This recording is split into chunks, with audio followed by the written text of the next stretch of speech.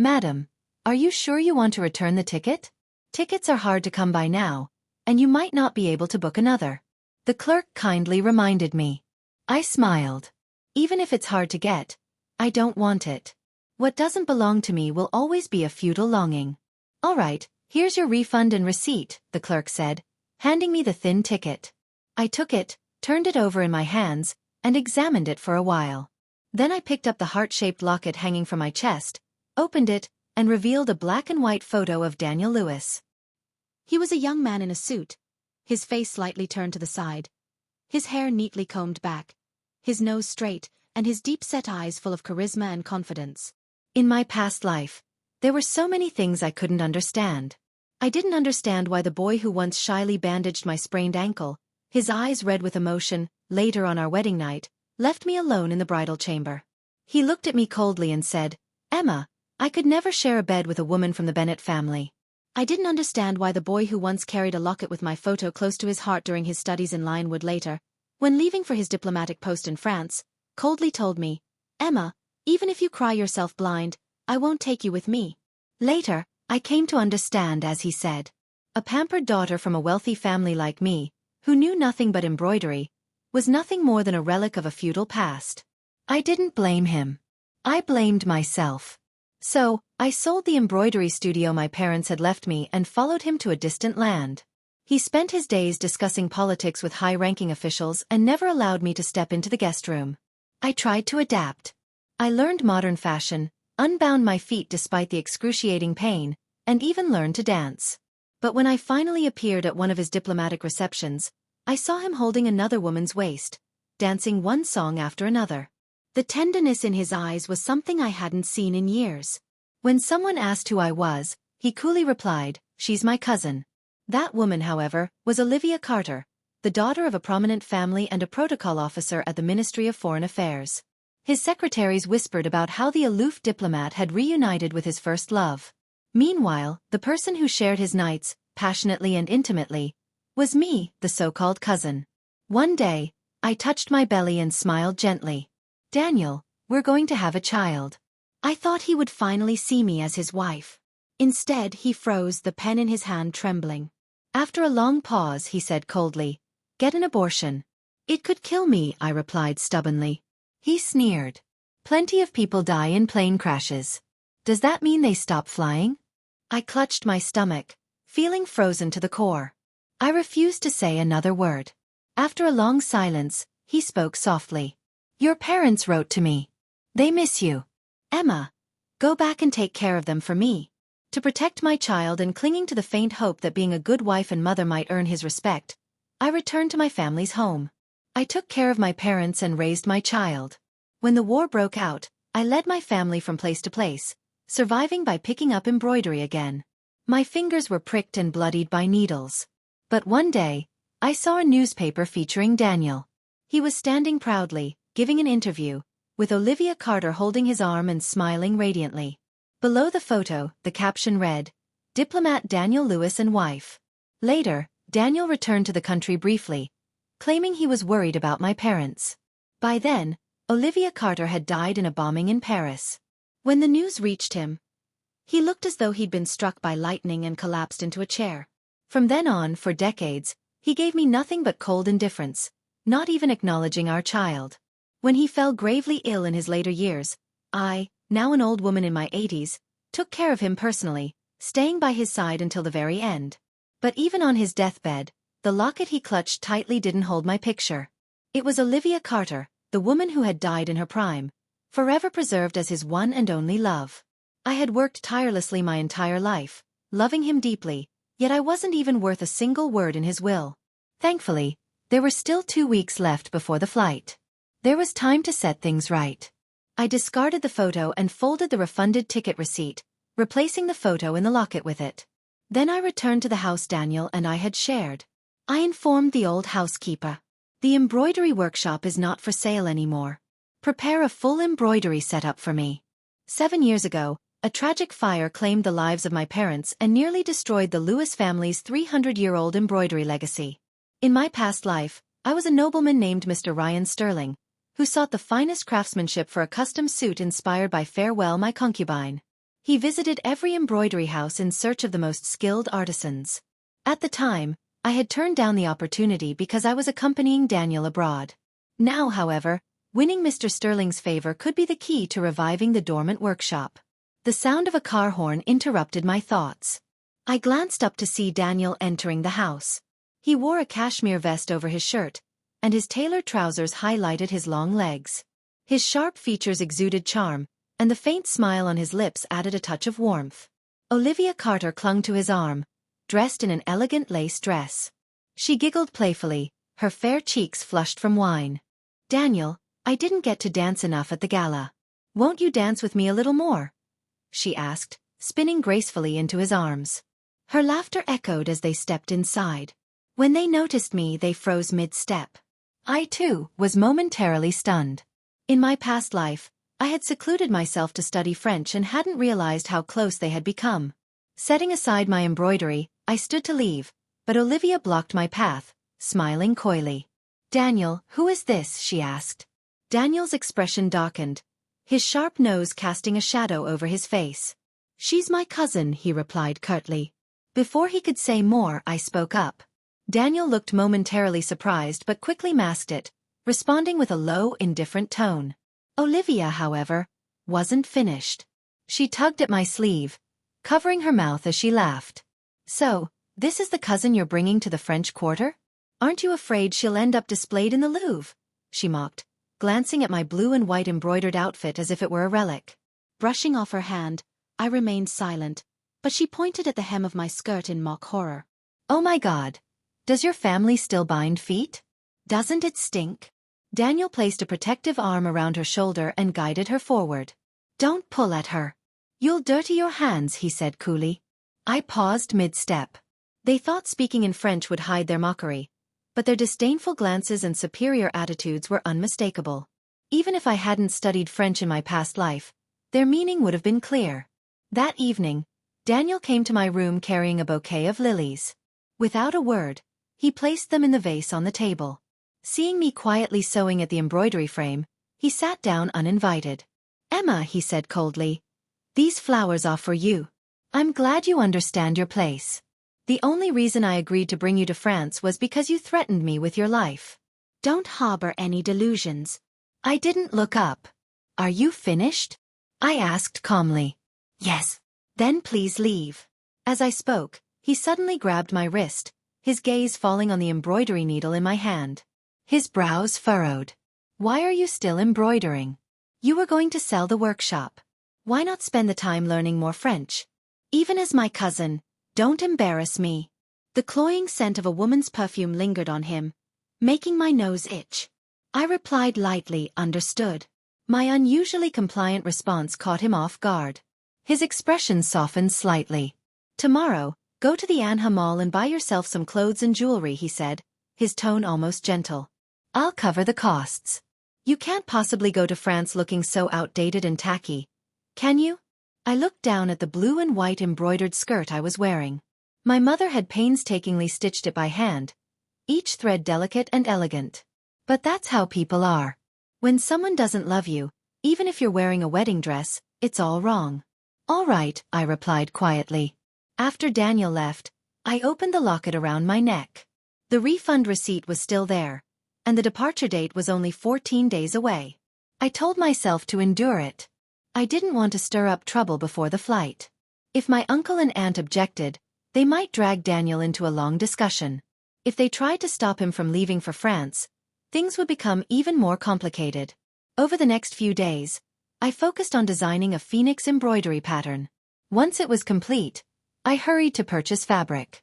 I hadn't expected to run into Daniel and his group in the bustling market.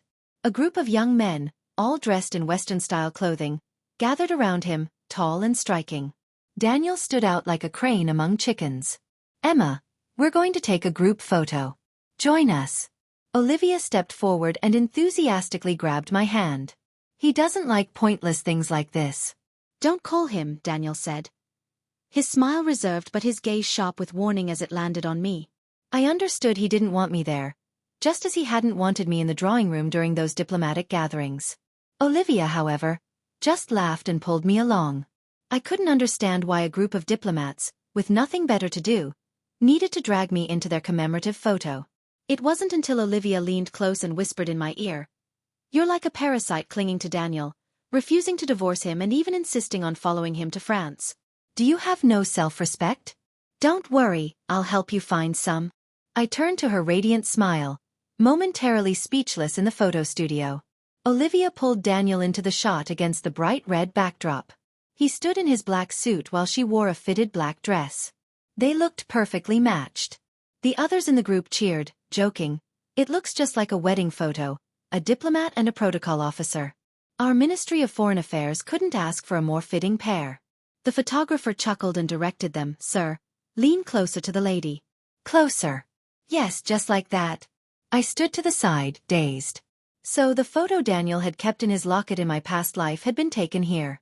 He had given his heart to someone else long before I even realized it. Daniel, with his refined features, glanced over the group and said calmly, "Stop teasing.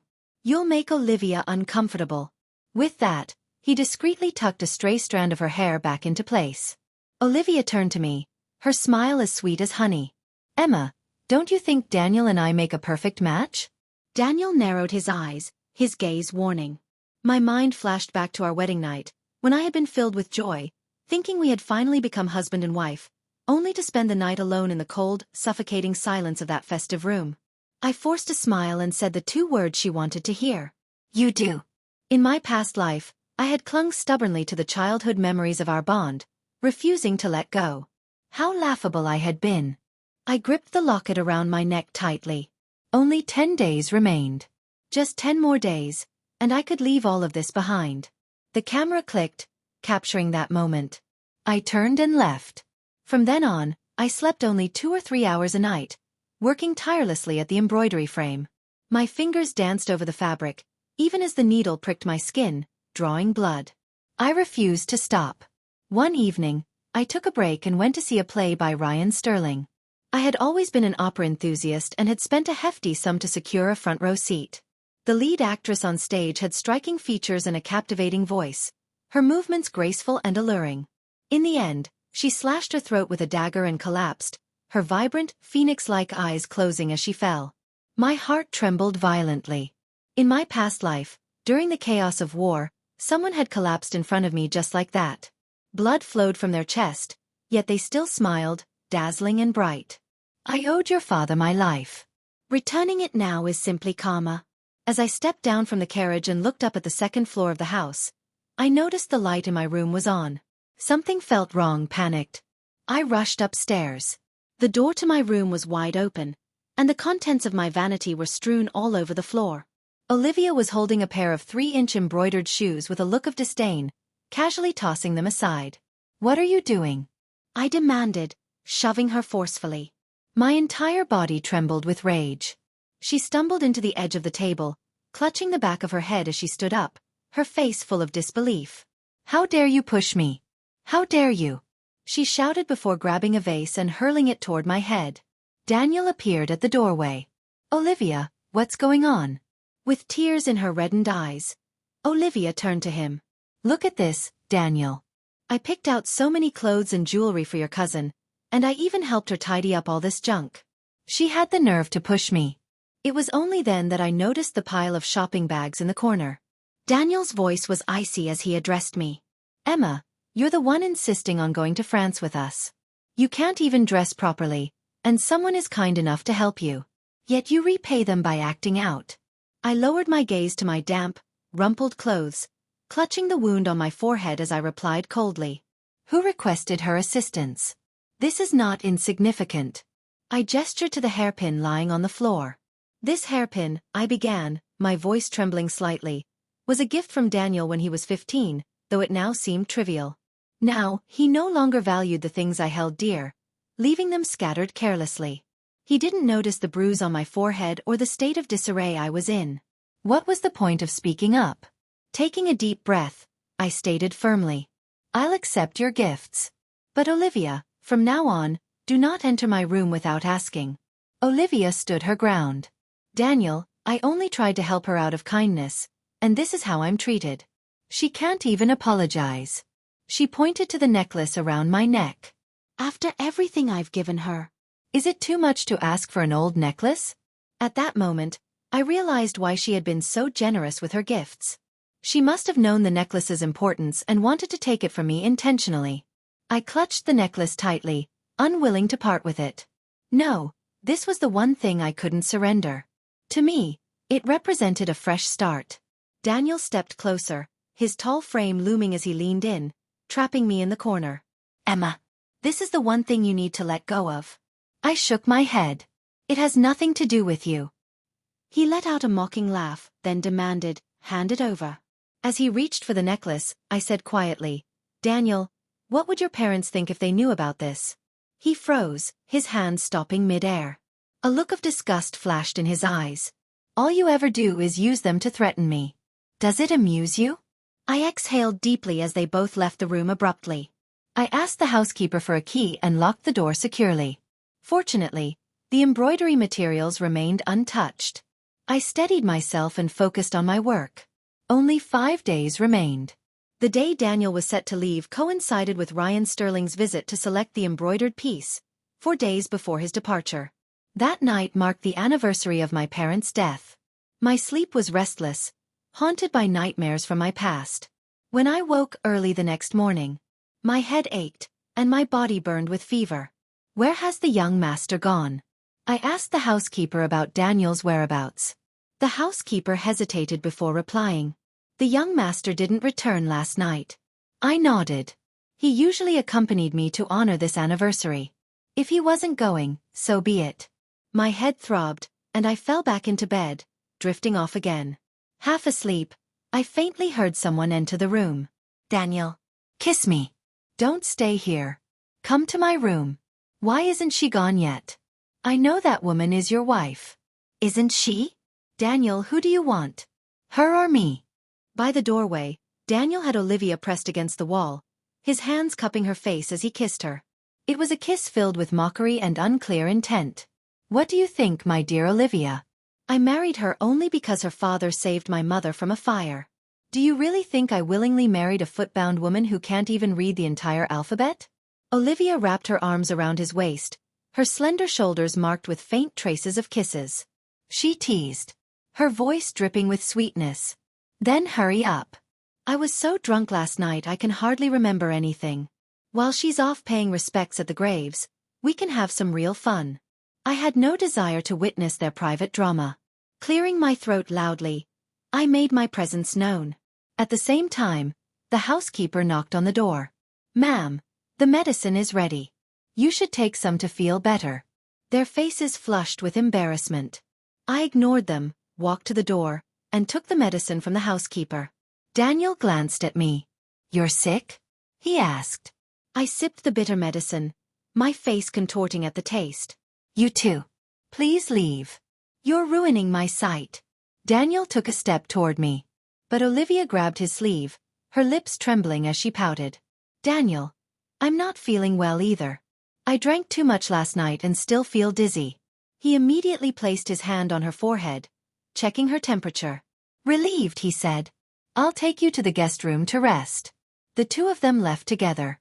It was a long time before Daniel returned alone. He coughed lightly into his hand and said, Olivia is a guest here.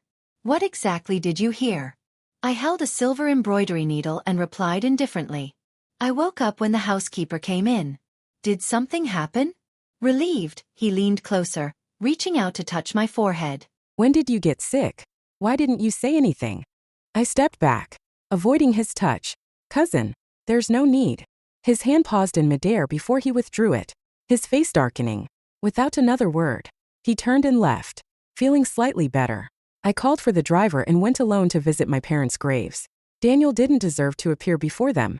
The next day, I overheard Olivia arguing with the housekeeper. Daniel allowed me to handle this. Why are you stopping me? She demanded.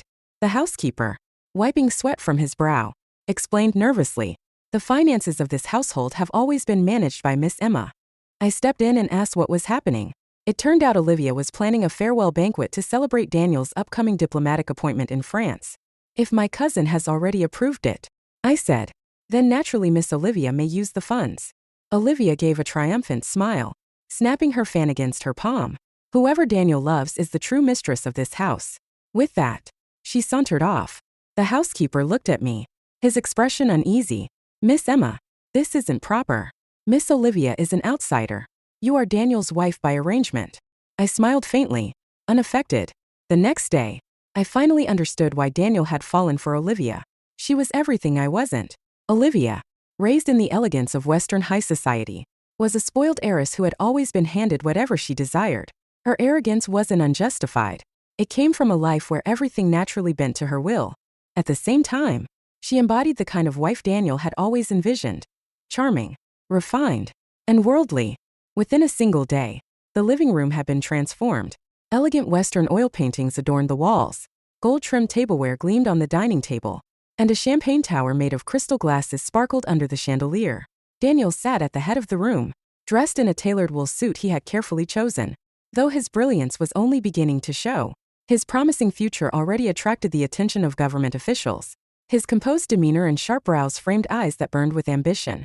Meanwhile, Olivia, wearing a soft white satin evening gown, carried herself with grace and poise, welcoming and entertaining guests like the mistress of the house. By the time the housekeeper recounted these events to me, it was the following day. I was in my room, packing my belongings. The housekeeper, his face wrinkled with worry, tried to persuade me. Miss Emma, just speak softly to the young master. In the past, whenever you cried, he would always come to comfort you. If that doesn't work, you could speak to your grandfather and grandmother. No matter how many years have passed, the young master is now someone destined for greatness. You shouldn't let go so easily. I knew the housekeeper had watched us grow up and genuinely cared about me, but 60 years of my previous life had taught me otherwise. I replied quietly, a heart that has changed is like sand slipping through your fingers. You can't hold on to it. At that moment, Daniel pushed the door open and entered. He glanced at me and said, you don't need to bring too much luggage. You can buy whatever you need when we get there. He seemed to be in a good mood. His brows relaxed as he walked to the bookshelf and pulled out a beginner's French textbook. How's your studying? Have you learned how to greet someone yet? I looked at him, confused. Daniel had a natural talent for languages and was fluent in several. When he was in the church school, the principal had praised him as the most outstanding student in the school's history. In my past life, I had once begged him to teach me French. Not only had he refused, but he had also mocked me for asking. Pulling myself from the memory, I recited a few basic polite phrases to avoid arousing suspicion. Daniel nodded. Since you insist on coming with me, you might as well put in some effort. His gaze briefly rested on the embroidery frame in the corner, but he said nothing. The day before we were set to leave, I visited the site of the old embroidery workshop that had burned down years ago. The spring chill lingered in the air, and the drizzle felt cold as it fell. Holding an oiled paper umbrella, I stood quietly, staring at the overgrown plot of land. Scenes from the past flashed through my mind. 7-year-old me hiding under the embroidery frame with Daniel. Sneaking sweets. My mother pressing me down in front of the frame, warning me that I wouldn't eat until I finished my work. My father holding me in his arms, showing me newly arrived fabrics and asking if I liked any of them. The coachman, standing nearby, gently reminded me, Miss Emma, this place isn't lucky. We should leave. I've heard it used to be a renowned embroidery workshop before the fire. So many people died here. Staying too long might bring bad luck. I wiped away the tears at the corners of my eyes and silently promised, Father, Mother, this time, I won't leave. I'll stay here to protect this place. Then I turned to the coachman. Let's go. When the carriage arrived at the house, the housekeeper came out to greet me with an umbrella, his expression anxious. Ma'am. I interrupted him as I stepped over the threshold, lifting my skirt. Housekeeper, you've addressed me incorrectly again. But as soon as I looked up, my pupils constricted in shock. On the table in the main hall, my embroidery piece lay in shreds. It had been cut to pieces. Olivia stood there, holding a pair of scissors. She was snipping away at the long, slender neck of the embroidered phoenix. The blood rushed to my head, and I grabbed my skirt as I ran forward. My small bound feet twisted, and I fell hard to the ground. Olivia acted as if she didn't see me, continuing to cut the stitching. I turned to Daniel, who was calmly seated on the sofa reading a newspaper. Olivia held up a piece of the torn embroidery and said playfully, Daniel, let's use this to make a handbag. I really like it. I scrambled to my feet, lunged forward, and smacked the scissors out of her hand, snatching the shredded phoenix head. I clutched it to my chest. What are you doing? Why do you insist on destroying someone else's things? My tears streamed uncontrollably as I looked at the scattered remains of the embroidery on the floor. Olivia stepped back, pouting as she said dismissively, "It's just a piece of fabric. There are plenty more at the market." I glared at her with all the anger I could muster, then marched toward Daniel, ripping the newspaper out of his hands. "Why didn't you stop her?" I shouted. "She doesn't understand. But you do, don't you?" Daniel removed his glasses slowly and began cleaning them with a deliberate calmness. He lifted his eyes, his expression indifferent. "I'm leaving for France tomorrow. None of this matters." I trembled from head to toe. The childhood friend who had once been thrilled to receive a simple embroidered handkerchief was now a stranger to me. He had unlocked the door to my room and allowed others to trample over the things I held dear. Raising my hand, I slapped him hard across the face. With every word, I said firmly, "Daniel, I no longer matter to you." He held his reddened cheek, anger flashing in his eyes. But after a moment, he curved his lips into a mocking smile. "Emma, have you learned to play hard to get now?" I ignored his taunt, suppressing all the emotions roiling within me. Keeping my expression neutral, I asked the housekeeper for a wooden box. Carefully, I placed the remnants of the embroidery inside. As I turned to leave, someone grabbed my shoulder. "It's raining heavily. Where are you going?" Daniel asked. I brushed his hand off, grabbed an umbrella by the door, and walked out into the rain without looking back. Behind me, his low voice called out, "Emma, if you keep this up, I won't take you to France." The housekeeper hesitated before saying, "Young master, shouldn't we?" Daniel cut him off. "Let her make a scene if she wants." In the upper levels of the opera house, I stood clutching my skirt, waiting for judgment. The man seated above me was dressed in an elegant black robe, his long, slender fingers casually playing with the scraps of my embroidery. His phoenix-like eyes lifted, and he said lazily, "Miss Emma, I don't collect garbage." My heart sank to the depths. Clenching the handkerchief in my palm, I discreetly wiped away my tears. Rising, I bowed and said, "I'm sorry to disturb you." Just as I turned to leave, his voice stopped me. "Bring me a finished phoenix embroidery in 10 days. Startled, I looked up at the faint smile on his lips, then dropped to my knees and kowtowed deeply. For this present help, for the life-saving kindness he had shown me in my past life, and for the grace my father had once extended to him. This was the karma that bound us now. Without delay, I returned to my stitching, working night and day. This time, I moved directly into the small, abandoned embroidery house. The narrow room had been empty for years. One night, just before I passed out from exhaustion, I heard frantic knocking at the door. When I opened my eyes, the last person I wanted to see was by my side. "Daniel." Frowning, he said, "Where did you run off to? Do you know how long I've been driving around looking for you? We're flying tomorrow. Stop this nonsense." I was too tired to argue. My voice faint as I replied, "Daniel, I'm not going." The air grew thick with silence. He touched my forehead, his voice laced with disbelief. "You're delirious with fever." I pushed his hand away. "No, I'm not." His gaze dropped to the necklace resting on my chest, and he let out a cold laugh. "Emma, don't think I don't know what you're planning. Don't go running to my parents, playing the victim. If it weren't for your father saving my mother in that fire." He stopped abruptly, his words left unfinished. "I'll never marry you in this lifetime," Daniel said coldly. "But as you wish. I'll take you to France. Just behave and stop making trouble. I'll pick you up tomorrow morning." The morning of the flight, Daniel arrived at the embroidery house as promised, but the figure he had expected to find waiting eagerly was nowhere to be seen. The messy bed on the attic floor suggested that whoever had slept there had left in a hurry. He slammed his fist against a beam. Frustration etched into his face. "Does she think disappearing like this will make me stay? Emma hasn't changed at all. Still clinging to childish fantasies. Refusing to grow up." Leaving the workshop, he instructed the driver, "Go to the Lewis family's old home.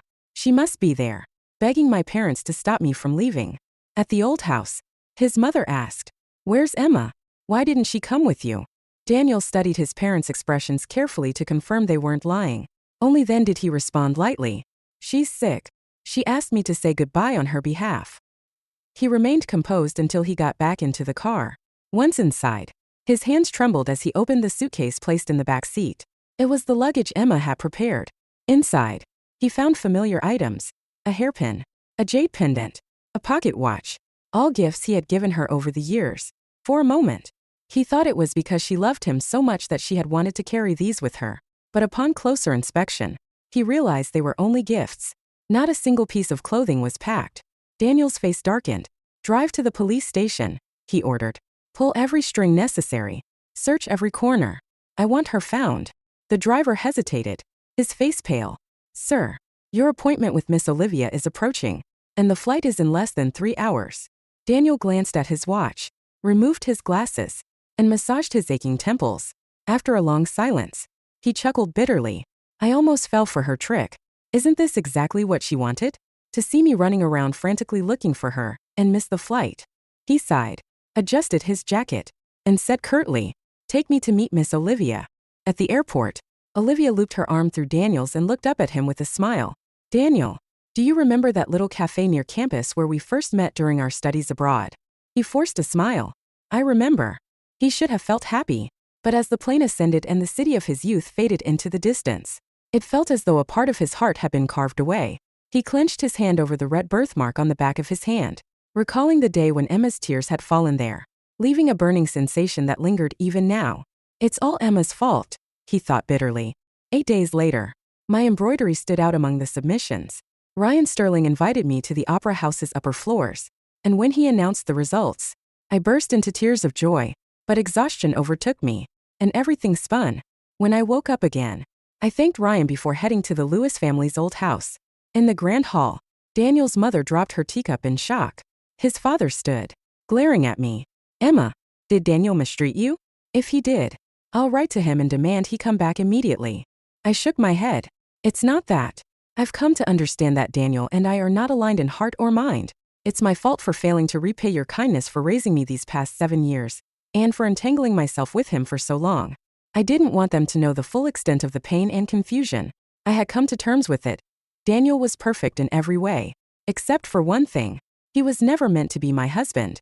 That was all." It took days of persuasion before they finally accepted my decision and formally recognized me as their adopted daughter.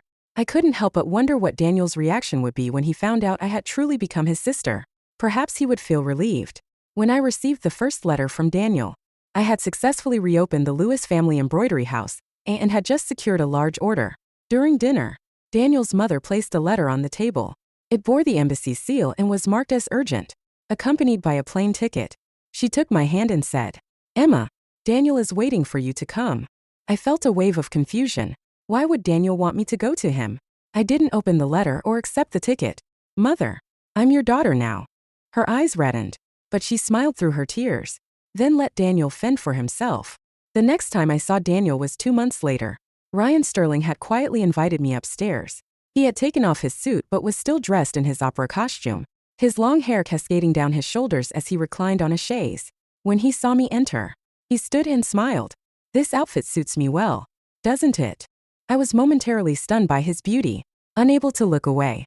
After a pause, I finally replied, "If you like it, that's what matters." After 3 rounds of drinks, Ryan brought up the business deal I had been negotiating. "That client happens to be a personal acquaintance of mine," he said lightly. I refused him without hesitation. "Ryan, your family's debt to mine was repaid in my past life. Besides, I'm not some sheltered young woman. I grew up learning far too much from my parents." We played chess until late into the evening before I prepared to leave. Ryan walked me to the door. "Emma," someone called softly. I looked up, startled to see Daniel standing by the street. He held a black umbrella, wearing a pristine white military uniform adorned with gold tassels and a pinned insignia. He looked as though he had rushed here in a hurry. Yet I thought he was supposed to be abroad. "When did you become so close with an opera singer?" he asked coldly as he approached. Grabbing my wrist, Daniel pulled me into his arms.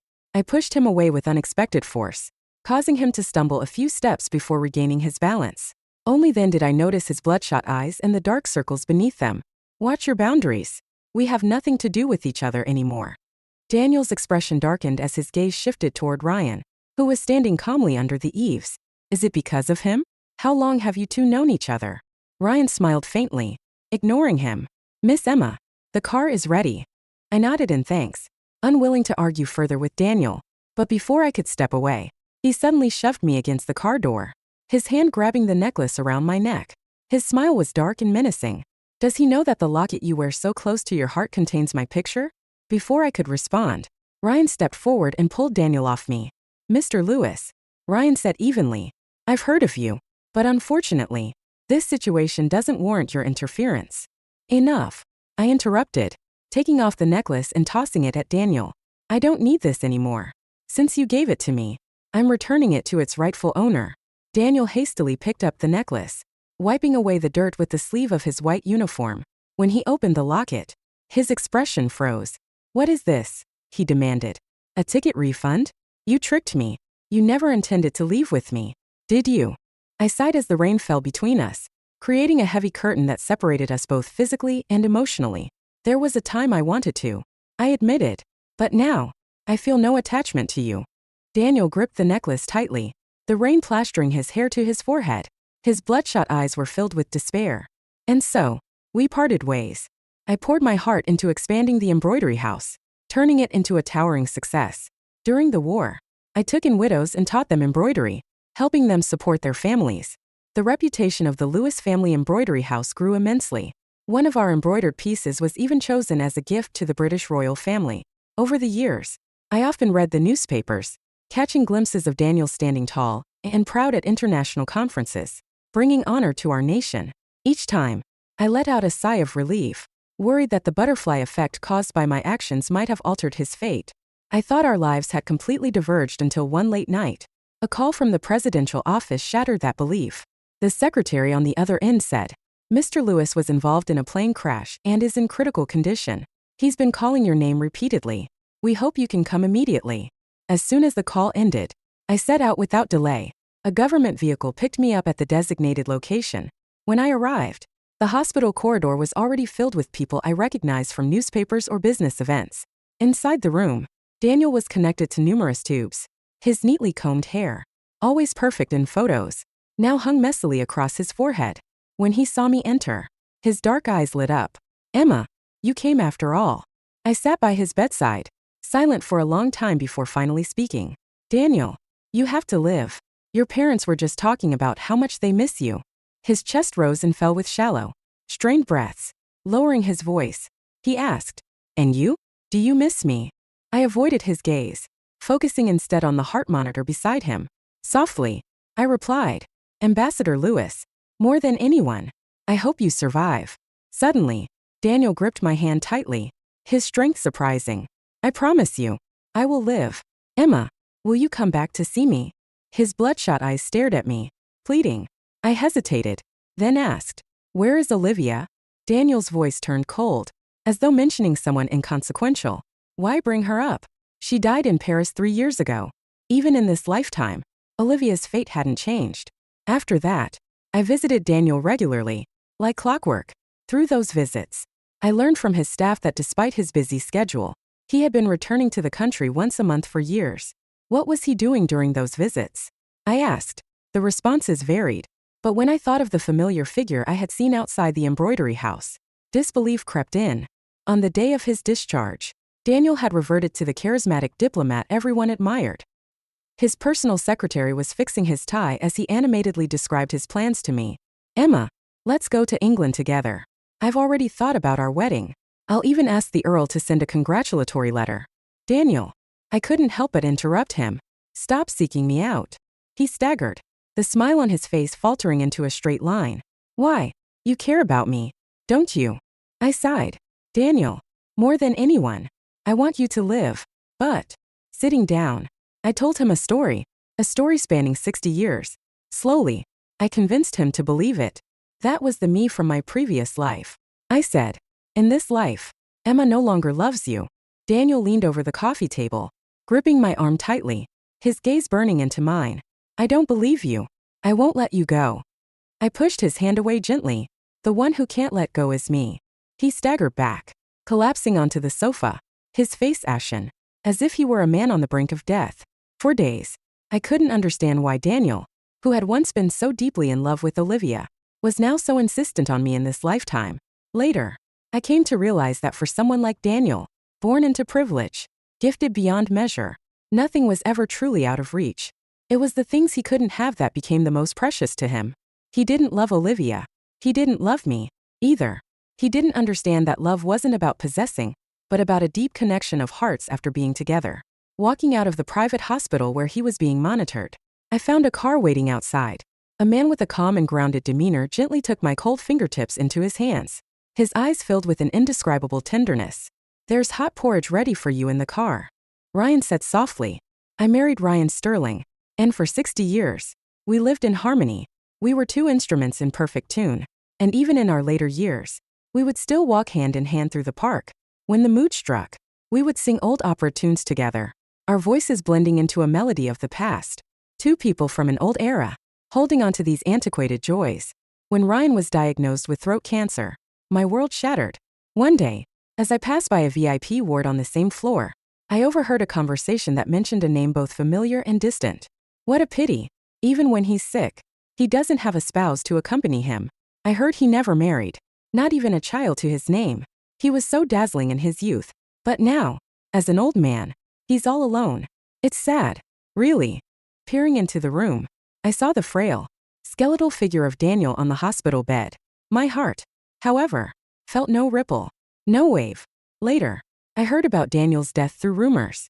The circumstances were absurd. A little boy had wandered into his room to watch TV. Annoyed by Daniel's complaints about the noise, the child had impulsively smothered him with a pillow, causing him to suffocate. They said he kept calling out my name, Emma, until the end, but no one responded. A few days later, a lawyer contacted me. He handed me 2 old necklaces. One was empty, the other contained a photograph from my wedding day. "Mr. Lewis had no heirs," the lawyer explained. "He left his entire estate to you. In Daniel's name, I established a foundation for the preservation of historical and cultural heritage." Yet my heart felt no trace of emotion. After all, the mountains of our past had long separated us, each of us standing on opposite sides of time and destiny.